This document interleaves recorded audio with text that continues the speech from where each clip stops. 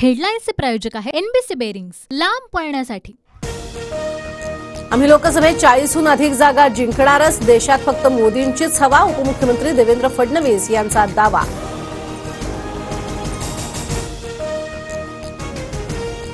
जागा सोडा, मोदींना घालवायचं आधी ठरवा, प्रकाश आंबेडकर यांचं आवाहन। तर लोकसभेसाठी मवियात युती न झाल्यास ठाकरे गट आणि आम्ही 24 जागांवर लढू, असं वक्तव्य।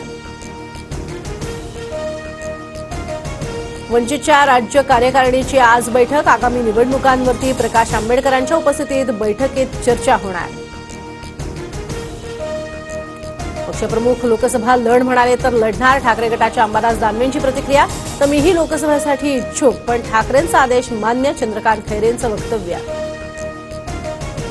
विरोधक निवडणूक लढणार आणि हारणार, ठाकरे गटाचा एकही खासदार निवडून येणार नाही, नारायण राणेंचा हल्लाबोल।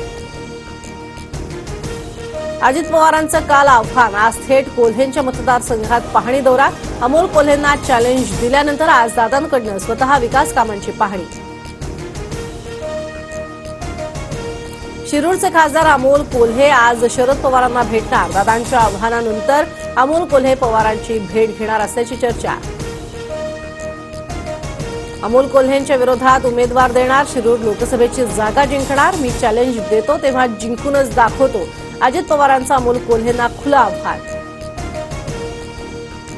दादांचं आव्हान हीच माझ्या कामाची पोचपावती, दादांनी आधीच कानउघडणी करायला हवी होती, अमोल कोल्हेंची प्रतिक्रिया।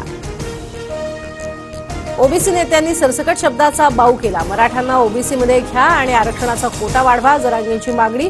तर मराठा ओबीसींना समान सवलती मिळाव्यात, ओबीसी नेते हरिभाऊ राठोड यांची मागणी। मुंबईमध्ये आंदोलनाला येताना वाहनात कोणत्या वस्तू ठेवायच्या ते सांगू, मुंबईतलं 20 जानेवारीपासूनचं शेवटचं आंदोलन असेल, मनोज जरांगेंचा सरकारला इशारा।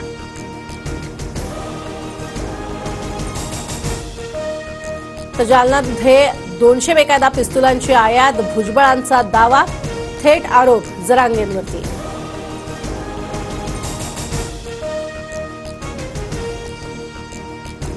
सुनील केदार यांच्या जामीन अर्जावरती आज सुनावणी।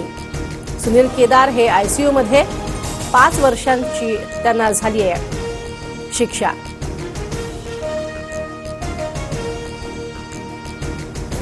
सुधाकर बडगुजर यांची आज पोलीस चौकशी, तब्बल गेल्या आठवड्यापासून बडगुजर यांची चौकशी सुरूच।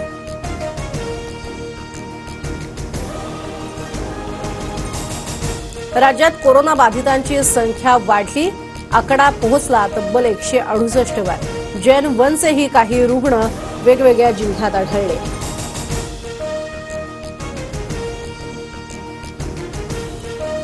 तर शनी देवस्थानचे कर्मचारी यांचा संप तुर्तास मागे, काल झालेल्या बैठकीमध्ये काही तोडगे निघाल्याची चर्चा।